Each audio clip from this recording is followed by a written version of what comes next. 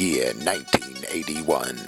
The rest of the story in Halloween 2. More of the night he came home. Man, that's a terrible tagline. And what up with that wig, girl? It's a BrassReel Halloween!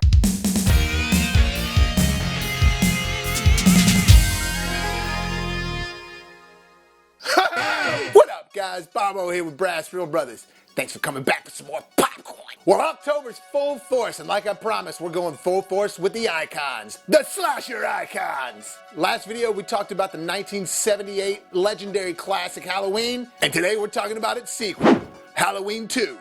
More of the night he came home.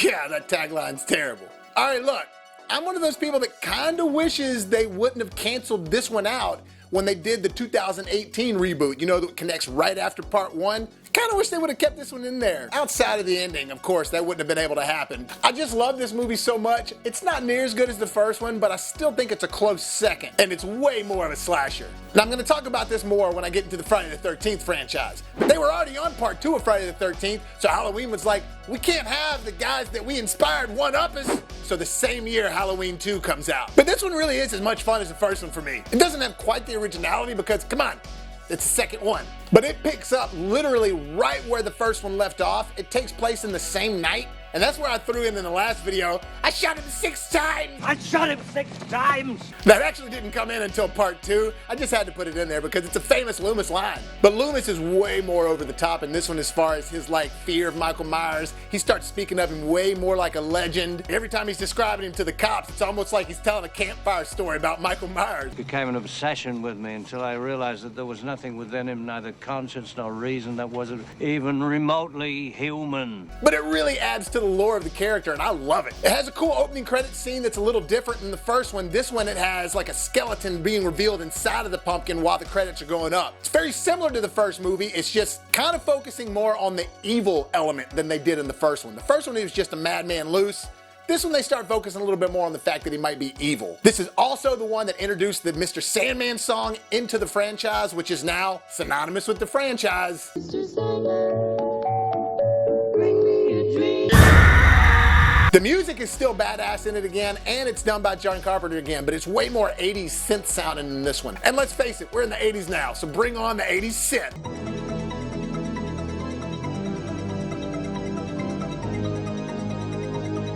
The only thing that John Carpenter didn't do in this one is direct it. He actually said that they told him we need to do a sequel to this one because the first one was so successful. He was just like, all right, I'll write it. I just don't want to direct it. So him and Deborah Hill wrote and produced the thing again, and he did the music again, but this time around it's directed by Rick Rosenthal, who I thought did a great job with this movie because, yeah, it's a little bit of a rehash of the first one. There's some certain scenes that they try to just rehash, like all sequels do. It's kind of like creating that familiarity with it. But this movie definitely stands out on its own compared to the first one. Way more of a slasher, way more 80s feeling, and the kills are way more brutal and gory. But it's still Halloween night. Kids are running around trick-or-treating, but Michael Myers is still on the loose. Donald Pleasance as Dr. Loomis is running around looking for him. There's this one guy that says, "Is this some kind of joke?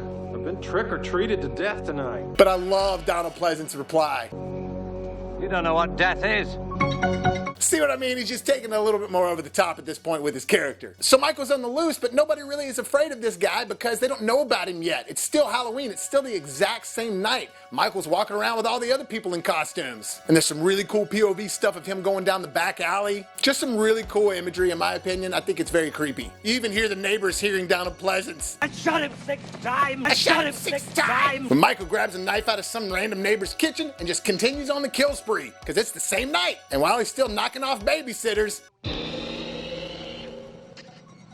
Laurie's on her way to the hospital. And that's where the majority of this movie takes place, is in the hospital. And I love it. They even use some cool Halloween elements with the hospital, like kids showing up because they got razor blade candies in their mouth. Sheriff Brackett's back in this with the cops and everything, looking for Michael Myers. He doesn't know that his daughter Annie got killed yet. And there's a really heartfelt, touching breakdown scene where he actually has to find Annie at the house. Even as a kid, I remember being like, oh, Sheriff Brackett. And the girl that played Annie came back just for this scene of her dead on the stretcher. However, look at her eyeballs blinking. In the last movie, the cops weren't really believing Loomis a whole lot, but now they are believing him. And he uses that excuse to just get on his soapbox more and tell some more speeches about Michael Myers.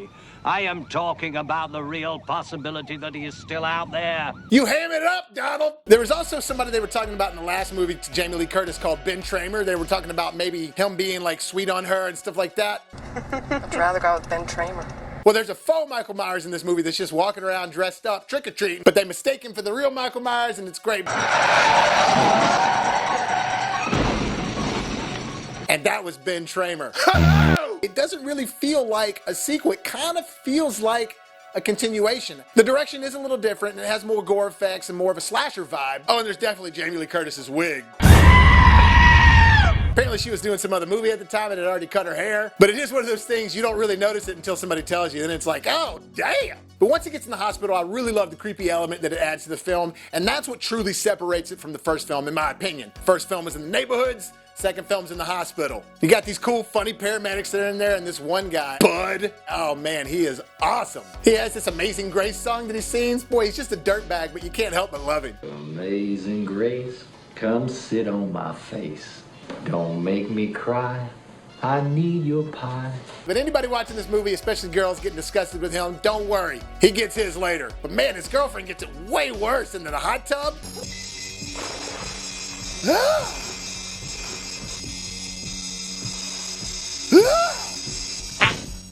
But just the way he crept up behind that guy, super scary imagery. Michael creeping around all the hospital walls at night with kind of the lights dim, super creepy imagery. And come on, hospitals are just creepy. The movie does try to do some of the same tactics as the first one, like Michael creeping up from the background. But even then, when he's doing that, they do it in this sort of doctor's office scene that's within the hospital, and I just love all the imagery in there. It's very early 80s, late 70s feeling. And Michael creeping out behind the nurse right there, man, it might be one of the creepier Michael moments. And now the town's getting all in an uproar about everything because they're figuring out that Michael's on the loose. People are finding out their kids are dead. And it's a good reason for them to be distracted on what's going on at the hospital. Everybody's focused on this other stuff, town. Meanwhile, Michael's just got a playground at the hospital with no supervision. Just bodies to slice and dice. This movie is where we get to see Michael be really creative with his kill scenes. He's got the like blood dripping kill scene where he drains the nurse out, stabbing needles into people's eyeballs, Michael frying that girl's face in the hot tub, and that classic scene where Michael's stabbing the nurse from the back, holding her up in the middle of the hallway while Laurie's watching. Then Michael busting through the glass doors, chasing Laurie and Loomis down into an operating room. To me, this would have been a perfect ending to the movie. Laurie shoots Michael in the eyeballs twice. Donald Pleasant sacrifices himself and blows them both up. Then you get this awesome scene of Michael walking down the hallway on fire.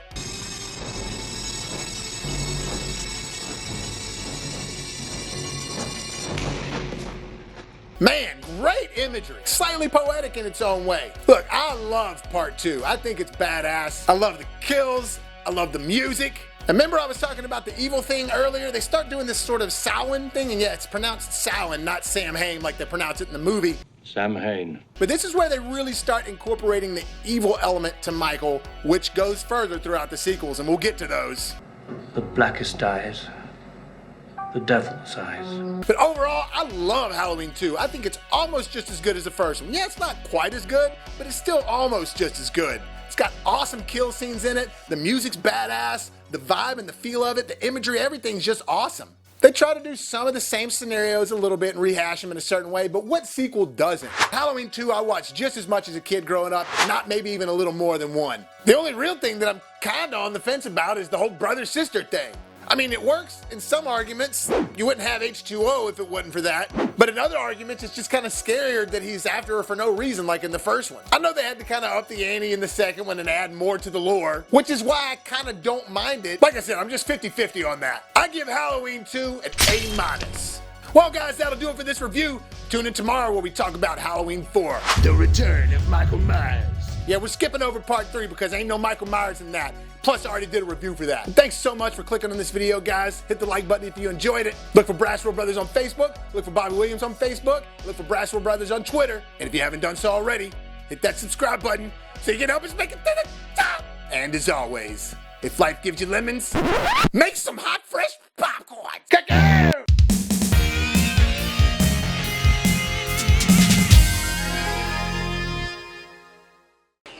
I'm telling you, listen to old Bud.